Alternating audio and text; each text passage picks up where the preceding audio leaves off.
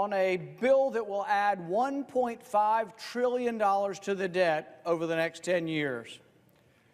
This is a large amount of money and something that we should be very wary of. This is in addition to what we were already running debt of nearly $1 trillion. So we're adding a couple of hundred extra billion dollars a year to a budget and a country and a Congress that had already recklessly let spending get out of control. The bill is nearly 700 pages. It was given to us at midnight last night, and I would venture to say no one has read the bill. No one can thoroughly digest a 700-page bill overnight, and I do think that it does things that we really, really ought to talk about and how we should pay for them. One of the things this bill does is it's going to add $500 billion in spending over a 2-year period. This bill increases spending 21%. Does that sound like a large amount? Anybody at home getting a bonus or an increase in your paycheck of 21%? And yet your government's going to spend 21% more without really having a full debate, without having amendments. The exchange you just watched was me asking to have a 15-minute vote. I've been asking all day. I've been asking all week for it. We could have literally had dozens of votes today, but we squabble because people don't want to be put on the spot. So the reason I'm here tonight is to put people on the spot. I want people to feel uncomfortable. I want them to have to answer people at home who said, how come you were against President Obama's deficits, and then how come you're for Republican deficits? Isn't that the very definition of intellectual dishonesty? If you were against President Obama's deficits and now you're for the Republican deficits, isn't that the very definition of hypocrisy? People need to be made aware. Your senators need to answer people from home, and they need to answer this debate. We should have a full-throated debate. My amendment says this simply: we should obey the budget caps. What are budget caps? These are limits we placed on spending, both military and non-military. We placed them in 2011, and guess what? For a year or two, government actually shrunk. But now government's taking off, and this new stimulus of deficit spending will be as big as President Obama's stimulus. Don't you remember when Republicans howled to high heaven that President Obama was spending us into the gutter, spending us into oblivion? And now Republicans are doing the same thing. And so I ask the question, whose fault is it? Republicans? Yes. Whose fault is it? Democrats? Yes, it's both parties' fault. You realize that this is the secret of Washington. The dirty little secret is the Republicans are loudly clamoring for more military spending, but they can't get it unless they give the Democrats welfare spending. So they raise all the spending. It's a compromise in the wrong direction. We should be compromising in the direction of going towards spending only what comes in. And yet this goes on and on and on. You will hear people say, well, the military is hollowed out. We have not enough money for our military, and yet we doubled the amount of money we spend on the military since 9/11/2001. Look, I have family members in the military. I have retired members of the military in my family, and I care very deeply about our soldiers. In fact, you know what I would do? I'd bring them all home from Afghanistan. The war is won. People are talking about making a parade. Declare victory in Afghanistan, bring them home and have a parade, and give them all a raise. And yet, we go on and on and on finding new wars to fight that make no sense, where we have no idea who the good guys are and who the bad guys are, that are so murky that halfway through the war we sometimes change sides, or the people we support change sides. So we're at war in Afghanistan after 16 years. Costs $50 billion a year. So they need more money for the military because we're in too many places for too long. We have no exact mission of why we're there, and it is not a militarily winnable situation in Afghanistan. There will never be a victory in Afghanistan. There may be a negotiated settlement, and they may flee when we come, but as soon as we leave, they come back. Are we to be there forever? For the umpteenth time, Congress is going to exceed their budget caps. We had something passed back in 2010. It was called pay-go. It was supposed to say if you're going to pay new money, you had to go find an offset somewhere else. You could only pay as you go. It was sort of like a family would think about it. If you're going to spend some more money, you either got to raise your income or you got to save some money. You know how many times we've evaded it since 2010? 30 some odd times. When I try to get them to pay attention to their own rules, like 3 or 4 people will vote to pay attention to the rules. We are in a terrible state as a country. $20 trillion in debt is bigger than our entire economy. You wonder why the stock market is jittery? Well, one of the reasons is we do not have the capacity to continue to fund a government like this. We've been funding it with phony interest rates that are concocted and given to us by the Federal Reserve, but they aren't real. What if interest rates become real again? Anybody remember when interest rates were 5, 10, 15? I remember as a teenager them being 19 or 20%. But historically, they've often been at least 5. You know what happens to the government when our interest rate goes to 5 and they have to borrow for Social Security and Medicare and all the other stuff we do? There'll be a catastrophe in this country.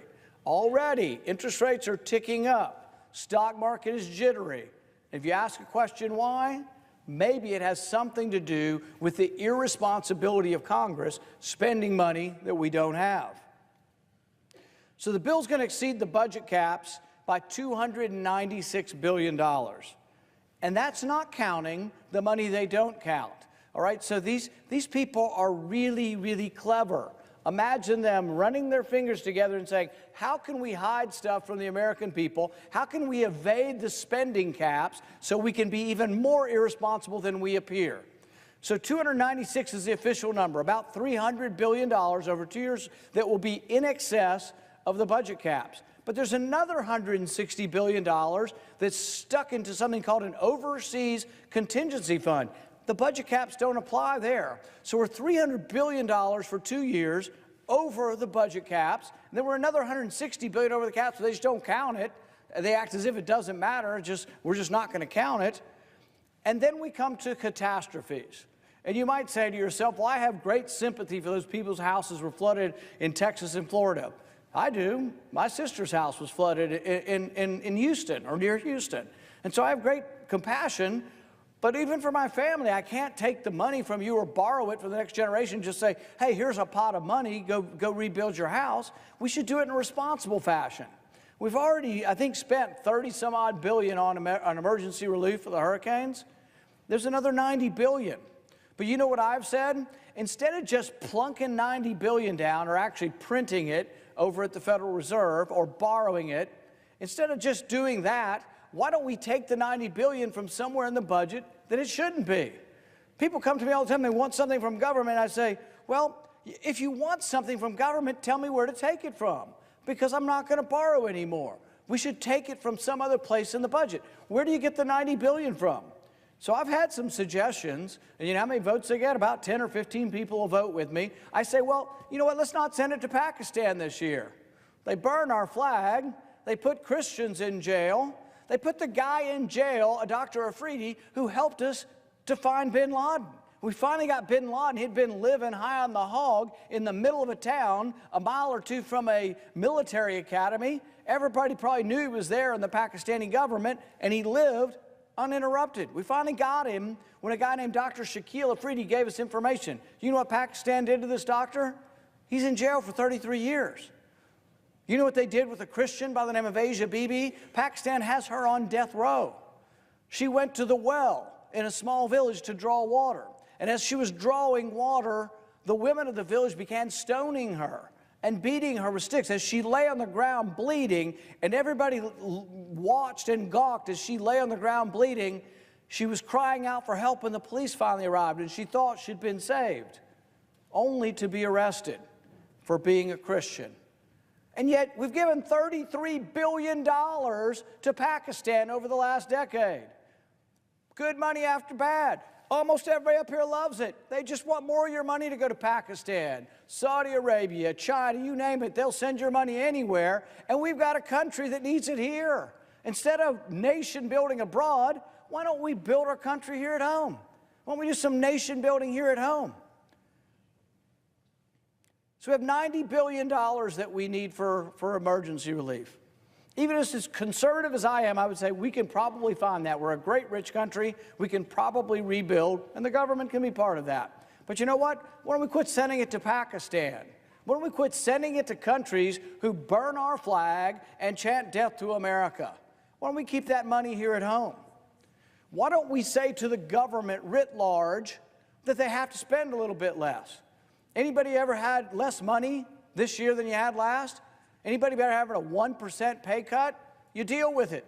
That's what government needs, a 1% pay cut. If you take a 1% pay cut across the board, you have more than enough money to actually pay for the disaster relief. But nobody's going to do that because they're fiscally irresponsible. Who are they?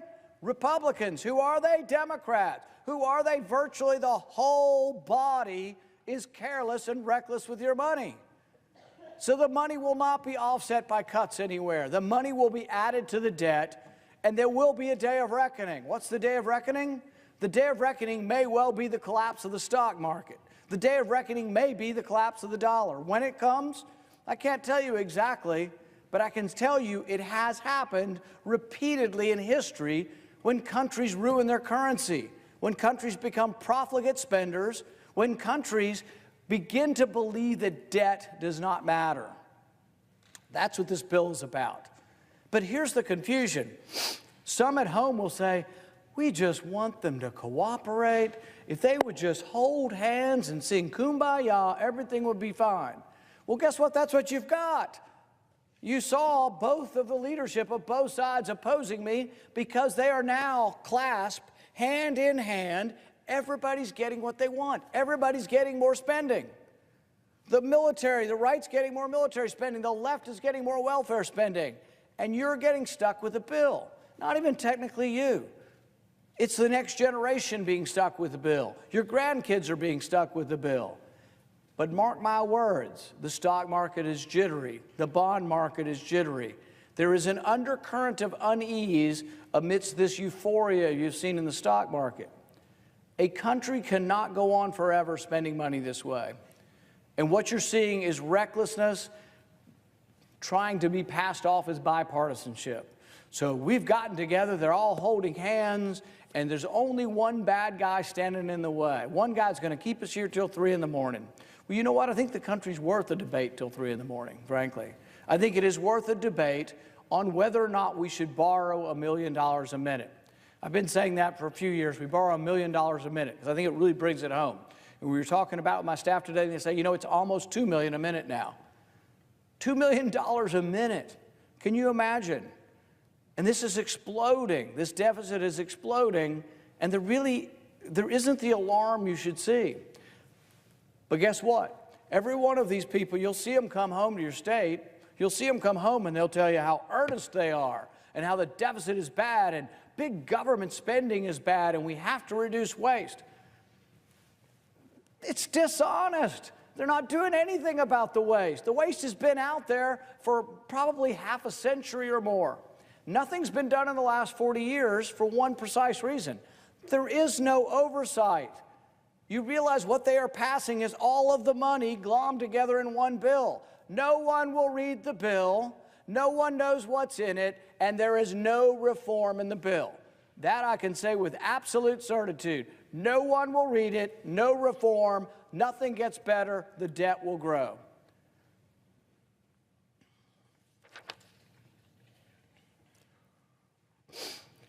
When the Democrats are in power, Republicans appear to be the conservative party. But when Republicans are in power, it seems there is no conservative party. You see, opposition seems to bring people together and they know what they're not for, but then they get in power and they decide, we're just going to spend that money too. We're going to send that money to our friends this time. The hypocrisy hangs in the air and chokes anyone with a sense of decency or intellectual honesty. The right cries out, our military is hollowed out, even though military spending has more than doubled since 2001. The left is no better. Democrats don't oppose the military money as long as they can get some for themselves, as long as they can get some for their pet causes. The dirty little secret is that by and large, both parties don't care about the debt.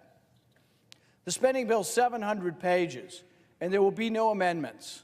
The debate, although it's somewhat inside baseball that we're having here, is over me having a 15-minute debate. And they say, woe is me, if you get one, everybody will want an amendment. Well, guess that would be called debate. That would be called an open process. That would be called concern for your country, enough to take a few minutes.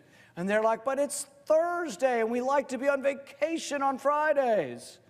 And so they clamor, but we've been sitting around all day. It's not like we've had 100 amendments today and we're all worn out, we can't do one more. We're going to have 0 amendments. 0, goose egg, no amendments. So it's a binary choice. They love that word. It's a binary choice. Take it or leave it. Well, you know what? I'm going to leave it. I didn't come up here for this. I didn't leave my family throughout the week and travel up here to be a part of something that is so much inertia and so much status quo that they're not leading the country. They're just following along, and it's a big ball rolling down the hill, grabbing up your dollars as the boulder rolls down the hill, and it gets bigger and bigger, and it's going to crush us. But nobody's got the guts to stand up and say no. Over the past 40 years, only 4 times have we actually done 12 individual Department of Government appropriation bills. You've heard of like the Appropriation Committee. This is where the spending is. So you have like the Department of Defense, the Department of Commerce, Health and Human Services. We're supposed to pass each individual bill, and what would happen when we passed the bills, they would go through committee, and each committee would look and see, well, this spending seems to be working, we're getting a great result, and we want some more next year. And this spending appears to have been put in a closet and lit on fire, and so next year we're not giving that person who put the $10 million in the closet and lit it on fire, we're not going to give them any money. But guess what? That doesn't happen. So people keep putting your money in a closet and lighting it on fire. You've heard about FEMA. It's this emergency organization. You've heard about people without food. So there was like 300 million meals they needed, I believe, for Puerto Rico, 350 million meals. So you know who got the contract? A person that had no employees. Now raise your hand, you're not allowed to actually, but let's say raise your hand in a figurative way if you think it's a good idea to give a contract for 350 million meals to someone who has no employees, who's not already in this business. They just know how to fill out the forms in the federal government to trick us into giving the contract.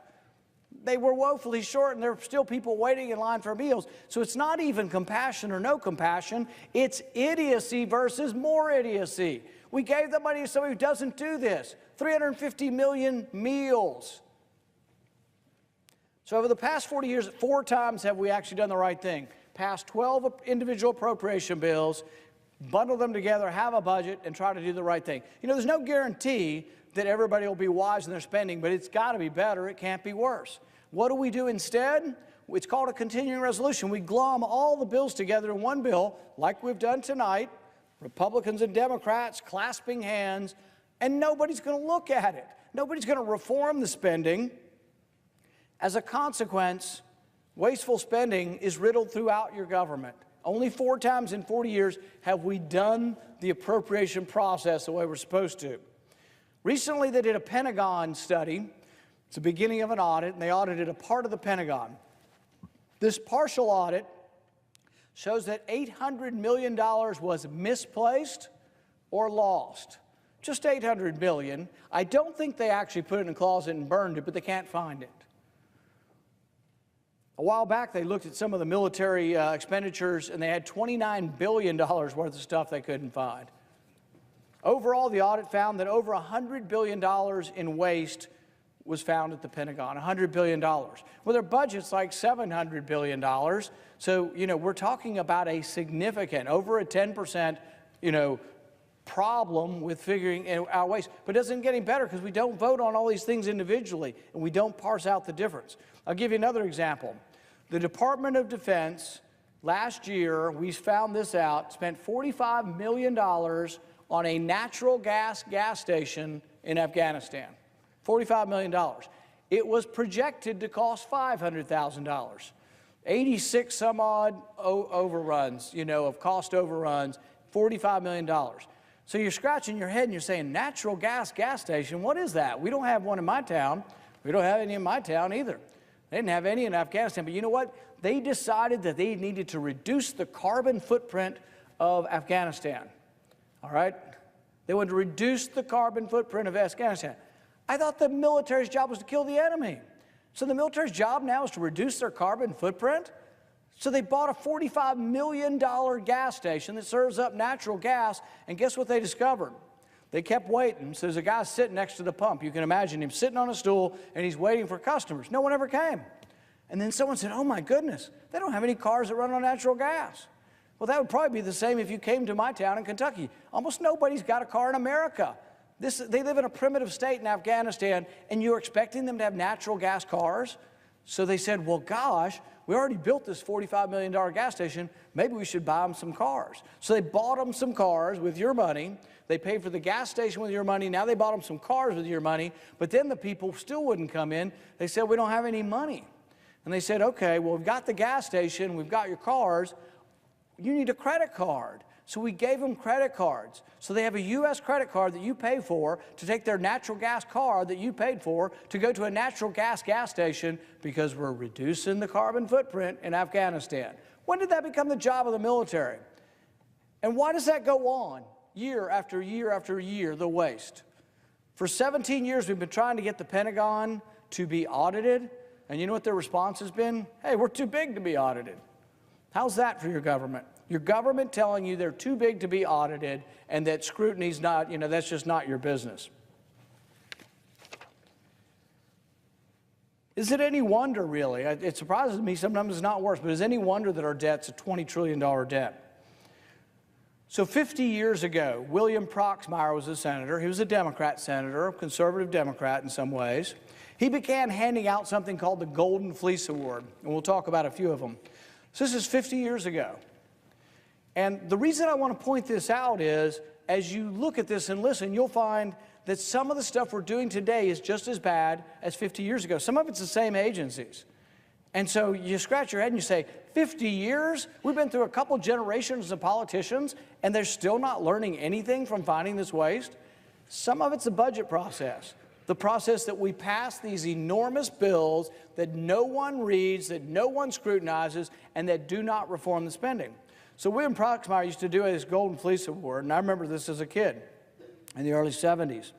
So here's a couple of things that he had pointed out. This is sort of some of his best. So the National Science Foundation spent $84,000 trying to find out why people fall in love. Now there sounds like a really worthwhile science project with a real specific answer. I think the conclusion was they're not exactly sure. The National Science Foundation, which you'll see is a recurring theme in bad and wasteful spending, also spent about $500,000 to try to determine why rats, monkeys, and humans bite and why they clench their jaw. Well, now you could say, oh, well, that's really important. Maybe we'll discover something from that. Or you could say, when we're running a deficit and we're borrowing the money, that maybe some of these things may or maybe not be the most worthwhile to borrow the money for them. This is a good one. This is from the early 70s. Federal Aviation Administration spent $57,000 studying the body measurements of what they called in those days airline stewardesses. These were trainees, and these were for the purpose of purchasing their safety equipment. But somebody got $50,000 to measure the body measurements of airline stewardesses.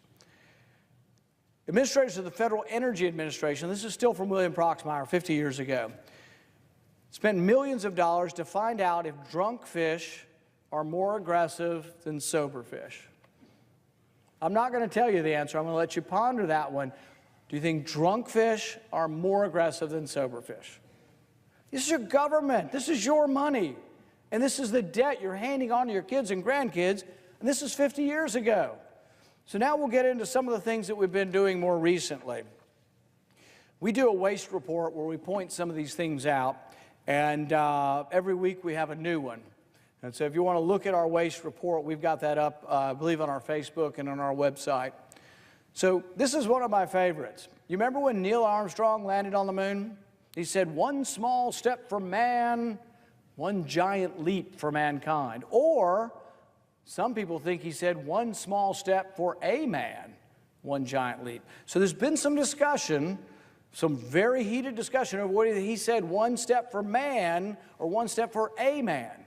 The preposition a, did he or did he not use the preposition a? So your government, in their infinite wisdom, took $700,000, which, by the way, was supposed to go to autism research, and they decided to study Neil Armstrong's statement. So somebody at some university decided to play the tape over and over to see what he said. $700,000 later, they couldn't decide. They just, inquiring minds want to know, but we just still don't know. Did he say amen or did he say man? So this is the same kind of stuff you were seeing with William Proxmire 50 years ago, but this is last year. I think it's the same group, National Science Foundation. I think I'm probably going to get some hate mail from them.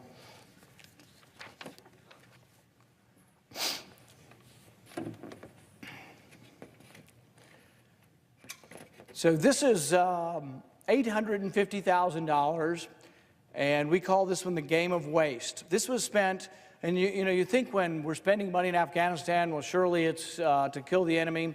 Sometimes it's building bridges, sometimes it's building roads, stuff that, we don't do in our country anymore. But this one was $850,000 for the development of a televised cricket league. You see, self-esteem is important, and we want the Afghanis to feel good about themselves. We want them to be able to watch the national sport on TV.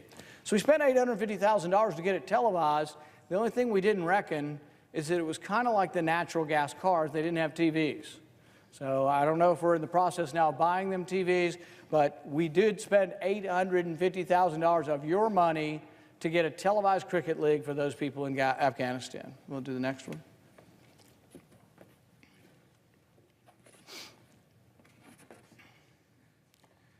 So this is a good one. Everybody likes to take a selfie, right? Everybody's had it. If you don't do them, your kids will do them with them, your grandkids will do them with them. This was a study of $500,000 to tell if taking selfies makes you happy. Whether you're smiling or you're frowning and you look at yourself in the picture, does it make you happy? Now, inquiring minds want to know. And if you want to study that, good for you. Go get somebody to voluntarily give you some money to study that, all right? And I really would like to watch you going around the neighborhood, knocking on doors, asking for money to study whether selfies make you happy, okay? This stuff has been going on for 40 years. Why don't we root this out and stop it?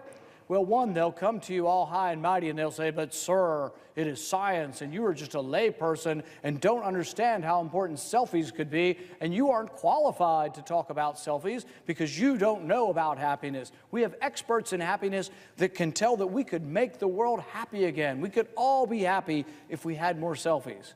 And so it goes on. They give us this scientific mumbo-jumbo that somehow we're not smart enough to have common sense enough to know what we should be spending money on. But this goes on decade after decade.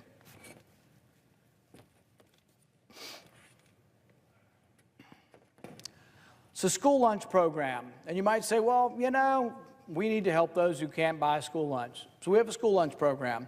Except for what we discovered was $158 million was given, federal money, to a Los Angeles school district. And it turns out they were buying things other than lunches because nobody was watching them. Nobody was auditing the program. Nobody was doing the individual appropriation bills. They were passing class pans together, continuing resolutions where nobody looks at it. 700 pages and nobody reads it. And when nobody reads it, they buy sprinklers and buy things for themselves, new televisions for the faculty to watch. $158 million that was not spent on school lunches but was wasted and spent on other items.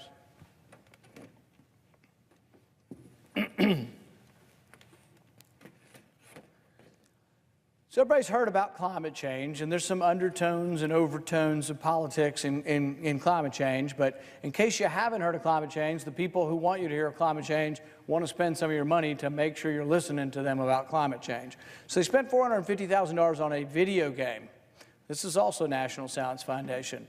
So a whole new generation will be able to play this video game on climate change. And, complete with great graphics. And we've got this game that your kids can play on climate change. And it's like, it's just one thing after another.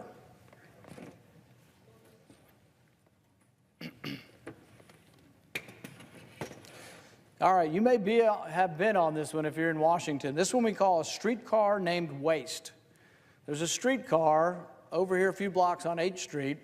And they spent $1.6 million on it. I think they had already spent more on it before that, but they spent an additional, it goes a mile. It goes from nowhere to nowhere. And you get on it, and there's nobody on it. and it just cost a fortune. You could walk from one end to the other in about the same time it takes you to go on the subway or on this tramway. And so, but, you know, $1.6 million. And you have to ask yourself, when you see this government spending, would you give money to this? And I ask this question often when I'm home. I ask people, if you had $100 you were going to give because you wanted to help people, would you give it to the Salvation Army or the federal government that spends $1.6 million on a streetcar that goes from nowhere to nowhere and no one rides?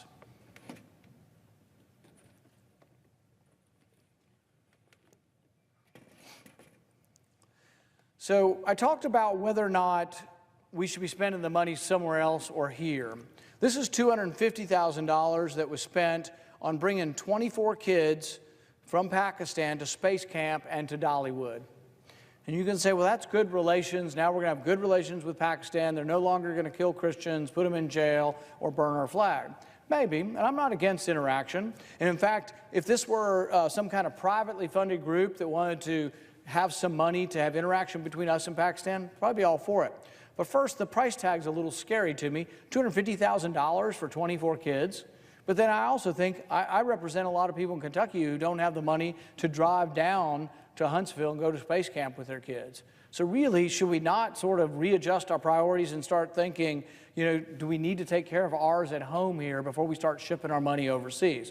Or do we really need to think about, can we afford to just keep borrowing money for projects like this?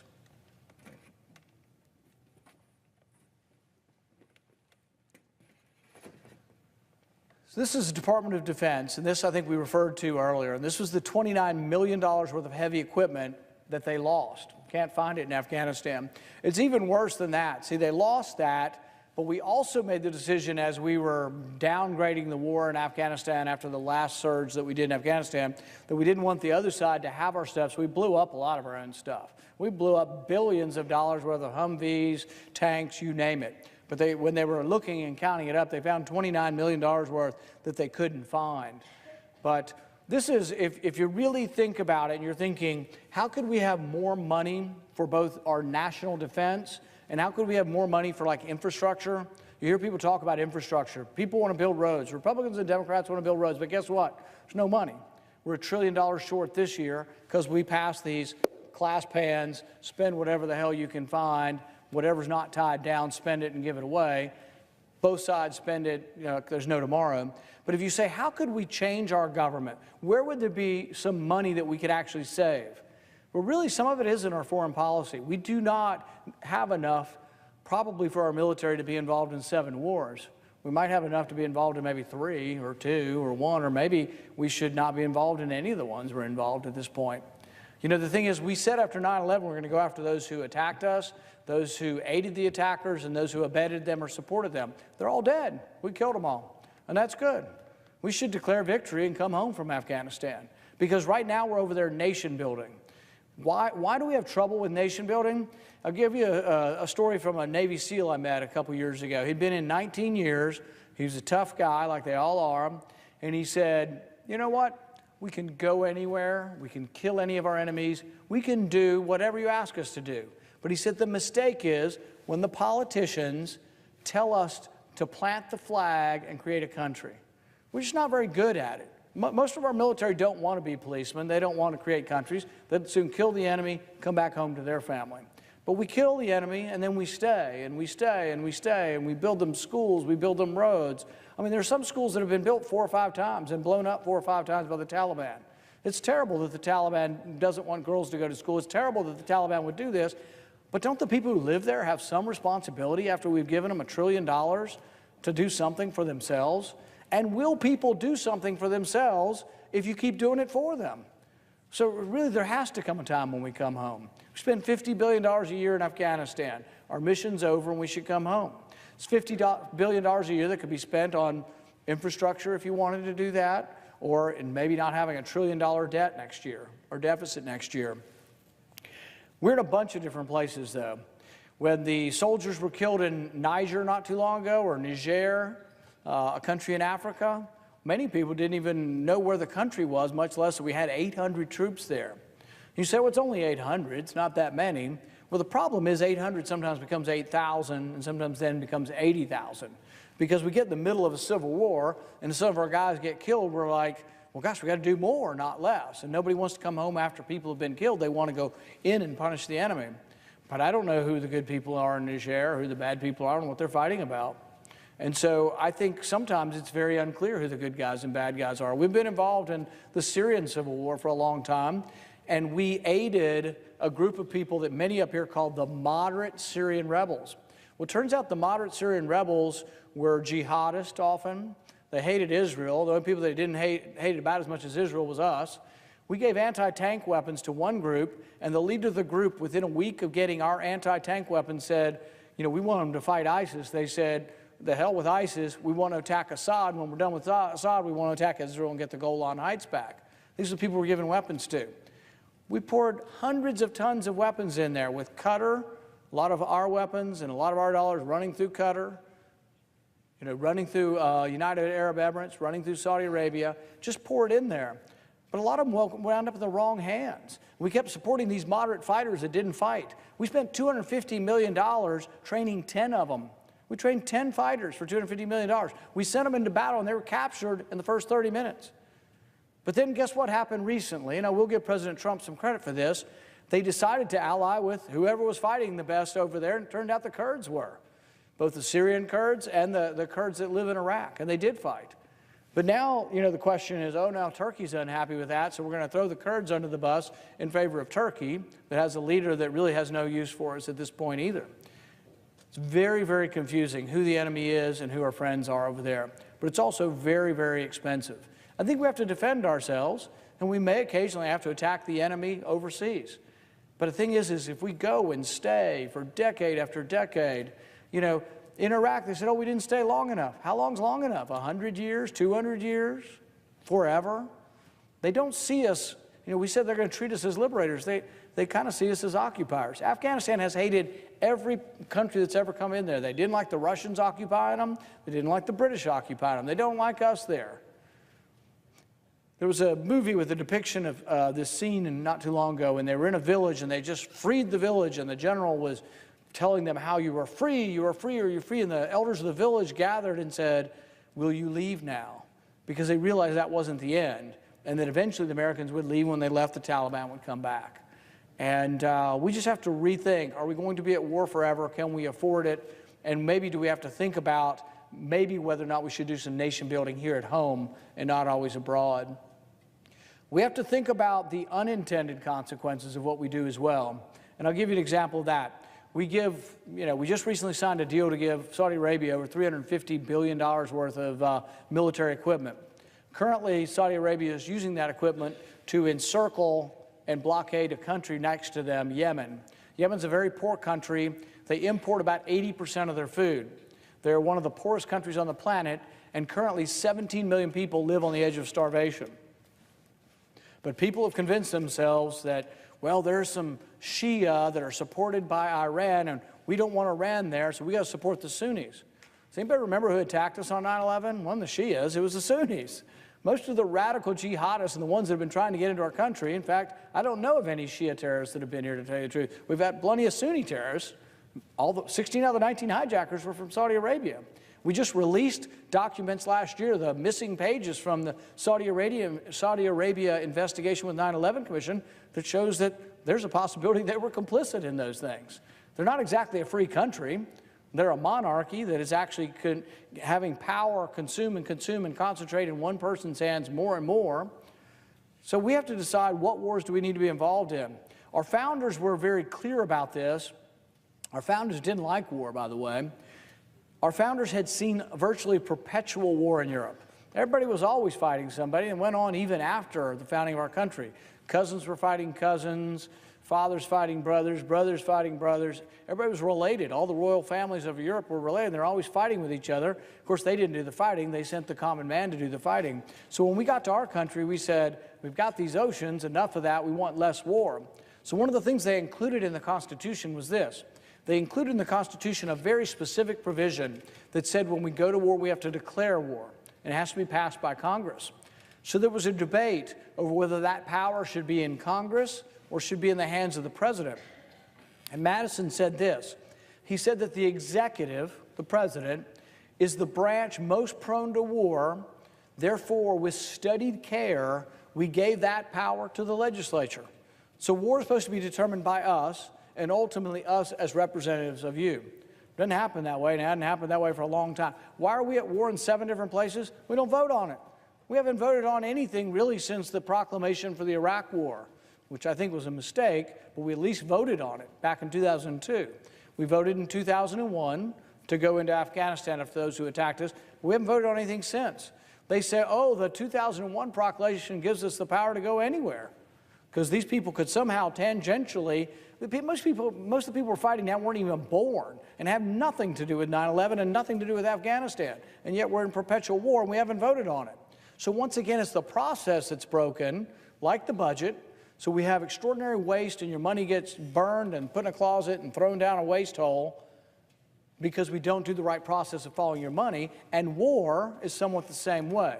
We get involved in war in too many places because we don't have a vigorous debate.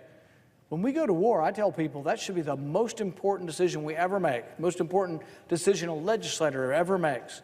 This should be a profound, moral, personal decision, as if your kids are going or as if you are going. And it should be a heartfelt debate, and everybody should speak out, and we should try to figure out whether it's right to go to war. And interestingly, when we've been attacked, we've been nearly unanimous. When we were attacked at Pearl Harbor, they voted, and I think one person opposed it in Congress, and everybody else voted for it. When we were attacked on 9/11, same thing. And I would have voted for that response. We should have responded. It was the right thing. But we voted. We did the right thing. But since then, we're now at war everywhere in countries that most of us haven't heard of, fighting on one side or the other, and we don't even know what we're fighting for, and it costs an extraordinary amount of money, but we're not voting on it. Maybe if we did the right thing, maybe if, like appropriations, we passed the appropriation bills, maybe if war we voted on it, we wouldn't be in so many places. But they're all interconnected because they're interconnected to the shortness that we have in money. The last thing I'll get to is something called the debt ceiling. The debt ceiling is something that has been a limitation on how much we spend, and we have to vote on it, and it's an unpleasant vote. And so they try to either do it for a long period of time or try to stretch it beyond elections. So this bill, the 700-page bill that no one read, that will continue all the spending and will not reform your government and is irresponsible, the one we will pass later tonight, that 700-page bill also allows the debt ceiling to go up. Historically, we would let the debt ceiling, our borrowing limit, we would let it go up a dollar amount. We'd say, well, we've got to borrow money, and it looks like we're going to need $1 trillion. But you know the way they do it now? It's like everything else around here. We bend, break the rules, and then somehow there's a little bit of deviousness to it. The debt ceiling will go up in unspecified amount. So as much as you can borrow between now and November, go for it. So there is no limitation. The debt ceiling becomes not a limitation at all. They're still taking the vote, although many people don't even want to vote on it anymore. They just want it just to happen. They say, well, you voted for the spending. I personally think the more obstacles we have in place to spending money you don't have, the better we would be. But the debt ceiling will go up in an unspecified amount. There will be a credit card that will be issued for the United States that has no limits. And this is a problem. So everything about this stinks, to tell you the truth. Everything about this process, and the media doesn't even get it. The media does you such a disservice. They can't even understand what's going on sometimes. They're like, bipartisanship is broken out. Hallelujah. Republicans and Democrats are getting along, and in reality, they should be telling you, look for your wallet. Check your pants to make sure they haven't taken your wallet. Because when both parties are happy and both parties are getting together and doing stuff, guess what? They're usually looting the Treasury. And that's what this bill does. It's going to loot the Treasury. It spends money we don't have. We will have $1 trillion deficit this year. $1 trillion. And what I would say to my Republican colleagues, you don't see them here, I'm not sure where they are, but what I would say to my Republican colleagues is, I know every one of you. I know every one of you. I've seen your speeches. I saw every one of you go after President Obama. Was that all just empty partisanship? Do you not really believe it? Every one of them in their states, I promise you, every one of them went home and probably will go home next week and say how they're fiscally conservative and they're against the debt, and almost all of them are going to vote for this new debt. Almost all of them are going to vote for $1 trillion debt in 1 year, and every one of the Republicans, at least, was against President Obama's debt. At least the Democrats are honest. They're not too concerned about the debt. Well, they are sometimes. They're concerned about the debt when it comes to taxes, because they don't want people to keep more of their own money. They are afraid somehow of the imbalance of that. But the thing is that we do have to watch the balance of money, how much comes in and goes out. And some have said, well, how can you be a deficit hawk if you voted for the tax cut? Well, one, because I think you own your labor, you own the fruits of your labor, you own all of it. You give up some of your labor to live in a civilized world. And so my question to you is that everything you make, everything you own, everything that comes from the sweat of your brow and the work of your hands is yours. And if you give up some, you're giving up your liberty. And you give up a little bit of your liberty, you give up a little bit of your wages to live in a civilized world, to have law and order, and have some government. So I'm okay with that. But I ask you, do you want to give up more or less? Do you want to give up 100% of your paycheck? Or do you want to give up 10% of your paycheck? We should always be about minimizing government. So taxes really are about how much of your liberty you get to keep, how much of the liberty to continue spending your own money. And the other side of the ledger is the spending. Are we going to have some government spending? Yes. The Constitution laid out very specific requirements for what was allowed to do. Article 1, Section 8 says what Congress can do, and they're very few and limited. And yet what happened over time is that we began doing a lot of things that aren't there. What they said in the Bill of Rights was pretty important, though, in the 9th and 10th Amendment.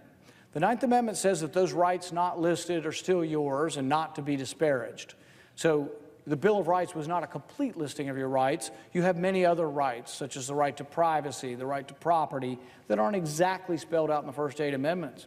But then the 10th Amendment said something really important, too. They said if the Constitution didn't explicitly give that power to the federal government, it's left to the states and the people respectively.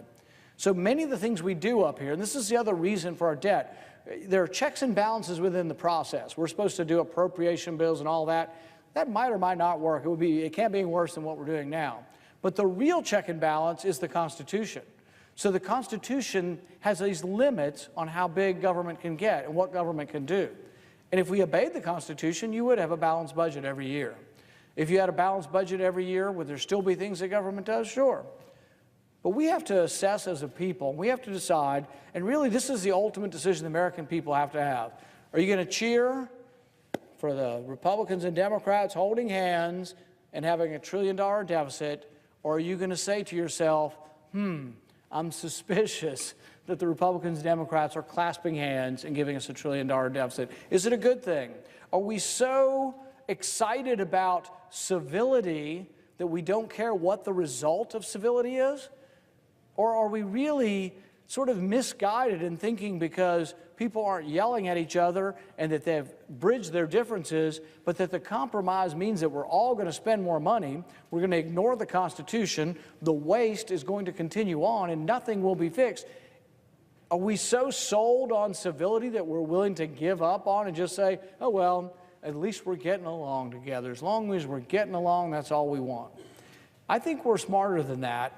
And I think the American people are more perceptive. And I think in the end, the American people will see through this. I think they're going to see it in the future as the future unfolds, as the stock market continues to be jittery. I think they're going to see it as we move forward and the ramifications of having so much debt come home. This could be higher interest rates. And those affect not only you personally, but can also affect the massive government programs that we have, Social Security and Medicare. The borrowing that we do for our interest is one of the larger items. I think it's the third largest item that we spend right now. And so as interest payments grow, it crowds out other things. And so right now we've got, we're still paying government interest probably in the low 2% or a little bit more.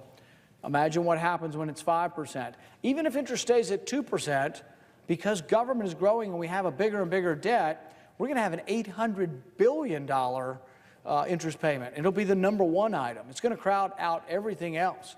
So there are ramifications.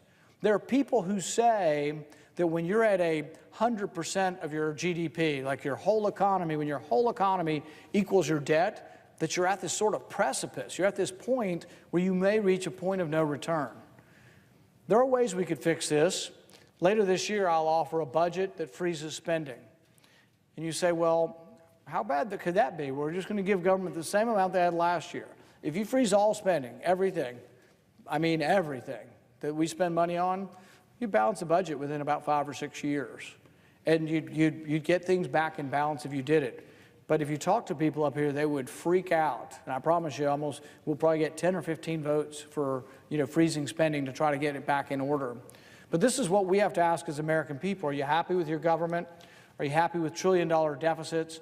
Are you happy with people who just don't seem to care? They care somehow more about this clasping hands and everybody gets everything and you get to get home for the weekend. But I think the ramifications for our country are severe and significant.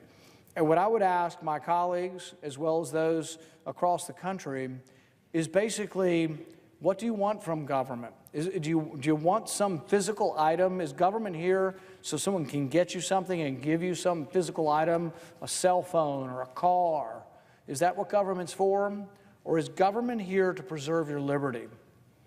See, most of us, or most, I would say some of us, believe that your rights are from God, that they pre-exist government, and that really government's job is not to get you stuff. Government's job is not to get somebody else's stuff for you. Government's job is to preserve your liberty, to preserve your natural God-given rights. And in doing that, you may acquire through your liberty and through your hard work, you may acquire stuff, and the government helps to prevent your neighbor from stealing it, but your government shouldn't be the one stealing it from your neighbor and giving it to you. And besides, we look at the ramifications of a society where we do think that we're going to take from one and give to the other, and we're going to do it through this government transfer program. When we look at that, we ask, is that good for the person? There's a good friend of mine who talks a lot about self-esteem, and I like the way he puts it. He says that self-esteem cannot be given to you. People say, well, we need to have everybody get a trophy, everybody gets first place, and we need to, whether Johnny can read, we need to pat Johnny on the back and make sure Johnny feels good about whether he can read or not read. And in reality, the only self-esteem you get is from achievement. And some people say, oh, that's easy to say if you've achieved or done something, but really you can have achievement at anything. It's a little bit akin to some of this talk we've had about, merit immigration. There's merit to hard work, picking tomatoes. There's merit to being a doctor, a lawyer, a professor. There's merit to so many jobs. And that's also where your self-esteem comes from. And one of the things we've done in our country is we are destroying the self-esteem and motivation of the country. What goes along with that? When we've destroyed your self-esteem and you no longer leave your house, weight problems, drug problems, and all the things that ensue from that. And people say, oh, you're simplifying addiction. It doesn't all come from big government. Maybe, maybe not, but I think there's a correlation. There's a correlation to not working and the disease that comes from non-work. You say, oh, you're heartless. You're just saying that everybody should work and they're not jobs. There virtually are full employment now. We have less than 4% unemployment. And yet, the way we measure it, we still have communities that have 30% non-workers because they're no longer counted in this. And this is where a lot of the problem exists in our society. A lot of the drug problem is coming from non-workers. And so I think we have to reflect on what we want from government. Do you want something material from government? Do you want some government to give you something that your neighbor has that you don't have? Or do you want government to protect your God-given liberty? And I think if we realize that the abstraction of liberty is something amazing and incredible, and that's what our government is about, maybe we would bicker less. And we would become more unified as a people, knowing that what you're trying to get is not something, they talk about whether coveting something is a bad thing. When you covet or you really want something of somebody else's. Some of it's because it's somebody else's, but some of that's wrong about it, but some of it's because it's a material thing you want, instead of sort of the freedom to search and seek out through work and through life and through art and through literature, your own bit of self-esteem. And I think if we knew what government was about and we recognized the true function of government, we wouldn't be in this state. But I can tell you that I'm very, very saddened by where we are. I'm saddened mostly by the debate on my side. I have disagreements with the other side, but I know where they are as far as these are concerned. I'm saddened on my side that many people who give lip service to believing and saying when they're at home they are fiscal conservatives will vote for a bill that adds $1 trillion to the debt. And I think really, if we were honest with ourselves, we would say no. And people say, well, the government was shut down. I don't want the government to shut down. I think it's a dumb idea. In fact, I proposed legislation called the Government Shutdown Protection Act. What my legislation would do is this. You have a year to do your appropriation bills. There's 12 different units of government, and it's your job. That's what you're supposed to do. And we say, well, how do we make these people do their job if they won't do their job? So what we say is over that 12-month period, we say, well, if you don't do your job, government will continue spending, but government will continue spending 1% less. So government would go on spending 99% of what they spent the last year, but every 90 days would take 1% more from government until the people in government decide to do their job. I see some members of the House, they did their job last year. They passed all 12 appropriation bills. And yet the Senate, I think we finally in the end passed one 4 or 5 months into the fiscal year. So I think if you looked at it that way and you said, how can we convince Congress to do its job? That's part of the answer, is passing the individual appropriation bills, but also evaluating them for waste and being concerned with waste. But probably equally important is understanding that the function of government, the powers of government are few, defined, and limited. And that was a big thing that Madison talked about. And when you read the Federalist Papers, he's talking about how there are very specific functions of government. Government wasn't supposed to do everything. There's nothing in the Constitution about education. You say, oh my God, he would get the federal government out of the education system. Absolutely. Get them completely out. The Constitution said nothing about them being in, and we don't have the money for it, and the state governments are better at it. Doesn't say the state government can't be involved, but the federal government shouldn't be involved at all in education. We took on a responsibility that wasn't in the Constitution. We don't pay for it, and as a consequence, our government gets bigger and bigger. We take on new functions of government that really were never spelled out in the Constitution. Department of Commerce, it could be gone. You'd never know it probably. But it could be gone. You save $35 billion in it. Most of its functions are not in the Constitution.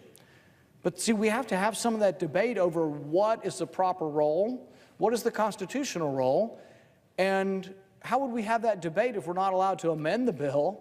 If we're given a 700-page bill the night before, nobody reads it, and they say, well, it's done. It's a binary choice, their favorite word, binary choice. Take it or leave it. Well, I'm leaving it. I'll have nothing to do with adding $1 trillion debt. I could not go home and look my wife in the face. I could not go home and look my friends in the face. I could not go home and look for anybody that voted for me and look them in the face and say, oh yeah, you know, old President Obama, he was terrible. $1 trillion deficits as far as the eye could see. Oh, but the Republican deficits, they're not quite as bad because they're just $1 trillion. See, that's what we're doing here. The Republican side is telling America $1 trillion deficits are bad when they're Democrats, but they're okay when they're Republicans. So they're telling you deficits are, you know, they're bad when the other guys do it, but they're not so bad when we do it. This is the height of hypocrisy. And this is sort of maybe the uncomfortableness that this debate engenders. And having this uncomfortableness is maybe why we don't want to have amendments. It's sort of backfiring because I'm going to talk about this for quite a while, and we're going to vote at 3 in the morning because they wouldn't let me have a vote during the day, and I probably won't get a vote, but I think it's sort of misguided. We should have had 20 votes. There are votes that Democrats wanted that I probably disagree with and probably would have voted no on, but I would have voted to let them have amendments. Well, this is a big deal. This is our spending. You know, this is what the Congress is supposed to do, is assess our spending and how much we do, and yet we're not going to have amendments to it.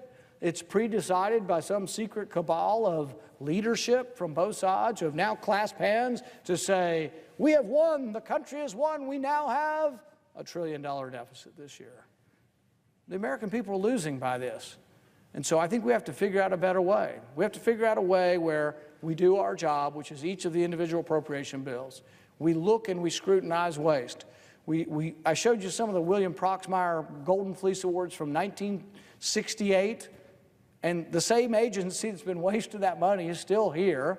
We haven't limited their budget. Their budget's probably tenfold bigger than it was in 1968, and we're still doing the crazy stuff. Actually, the last one, let's do the quail one. I can't resist. So here's a good one from the same group of people that brought you Neil Armstrong and $700,000 to study, what did he say, one small step for man or one small step for a man. These people, they one up even Neil Armstrong. They decided that they wanted to know, are Japanese quail more sexually promiscuous on cocaine? Inquiring minds want to know. And the thing is I think we could probably poll the audience.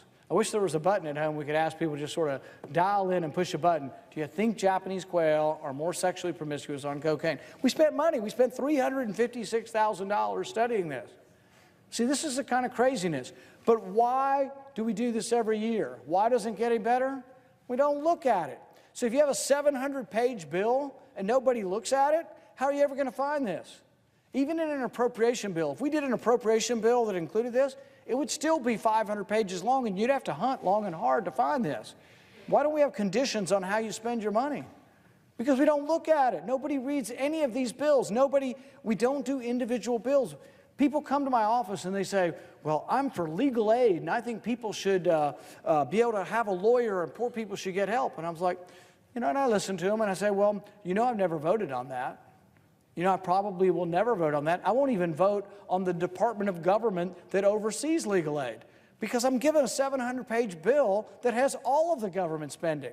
So what's ironic about this is we have dozens and dozens of people who come to our office every day saying, we like this part of government.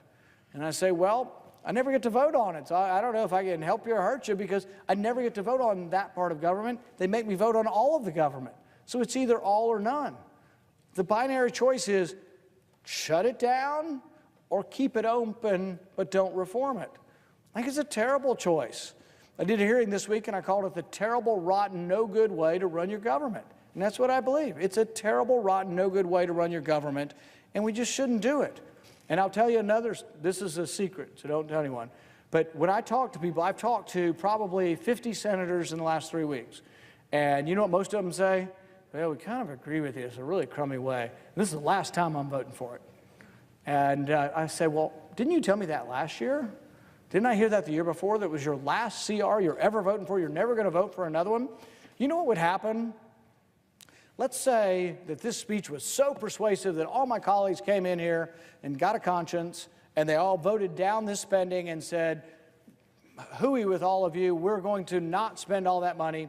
The government would shut down over the weekend, we'd come back on Monday and do our job. And then we'd start looking at the spending individually, we'd start looking at each individual items, and we'd say, these are things we shouldn't spend it on, these are things we should. We'd begin that process. The other thing is, if you pass one appropriation bill, then you don't have to worry about that part. So once you pass the defense appropriation bill, that's more than 1/12 of government, it's probably about 1/3 of the government. You've passed that, then you don't have to worry about that shutting down. So each time you pass an appropriation bill, you move on to another. But we have to do that. And I think the thing that's disappointing is probably everybody in here, Republican and Democrat, will tell you, oh, well, this is a terrible way to run your government. And yet we're doing it. And we did it a week ago, and we did it 3 weeks ago, and we did it a month ago. This is the 4th time we've done it this year. Since I've been here, we have never passed all the appropriation bills. We've never had extended debate in committees.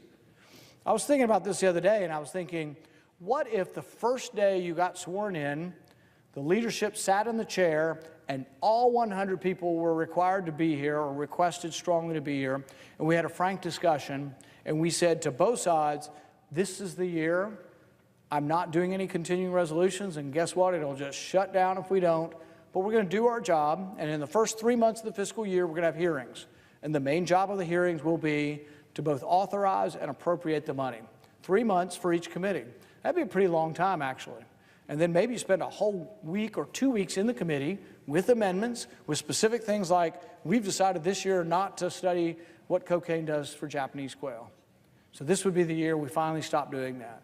And you'd have that debate, and you'd have 3 months on committees, and then you'd have 9 months left to do the spending bills. And then you'd say, if you were gathered and sitting in the chair, you'd say to everyone, this is the way we're going to do it. And then each appropriation bill, we're going to take 3 weeks on the floor to do them. 3 weeks. We're not going to putter around, obfuscate, and not have any amendments until, this is what we're doing. We're getting, and the one reason we're going to send this over to the House at midnight is we're hoping they're too tired to vote no. So we're going to send it over late tonight, or 3 in the morning maybe when it's going to be sent over, but it's purposefully done. We don't do amendments. We don't do anything in a timely fashion. We wait around to the very end. In the very end, we're trying to wear people out so there isn't sufficient energy to really scrutinize your government and its spending. We've had all week. We could have done this. But let's say you did committee hearings for 3 months, and then for 9 months, the rest of the fiscal year, you did your appropriation bills, and you spent 2 or 3 weeks on the floor, and you let people bring amendments. My first amendment would be bringing that the National Science Foundation is no longer able to do most of the stuff they do. And the only way you do this is you'd have to give them less money. Maybe half as much, I don't know, 25% of what they get. I mean, a lot less, because they're spending a lot of it on things they shouldn't be doing. But this goes throughout government. We have the same debate all the time. We had this debate with the post office. They were losing $1 billion a quarter. That's quite a bit of money. And then they came before our committee and they said, well, we need to pay them sufficiently. You can't have good quality people unless you pay them. So they wanted to pay the top guy like $1 million, $1.5 million. And I said, well, to keep talent, to keep quality, how much talent does it take to lose $1 billion a quarter? It's like, I'll do it for less than that, but I can lose $500 million, you know, for $500,000 a year. I mean, it's the ridiculous notion of government. And sometimes I wonder, I think, you know, are the people in government, or is government inherently stupid or populated by people who are inherently stupid? And I don't think so. I think there are well-meaning people in government. So they're not inherently stupid, but they don't get any of the right and proper incentives. And so think about it in your life. If I were to ask you for $10,000 each, and I say, I've got this business proposition, will you give me $10,000? Were you going to think long and hard about what you had to do to get the $10,000? And if you give it to me, you're probably going to have a little pang inside, hoping you get it back and hoping I pay dividends to you and you get your money back.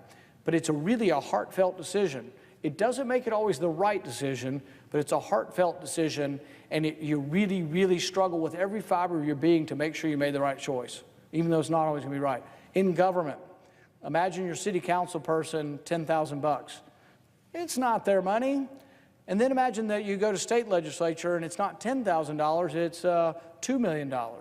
Then imagine you get up here and it's now $2 billion or maybe $200 billion. It's not their money. And so when you look at government, you say, why is government so bad?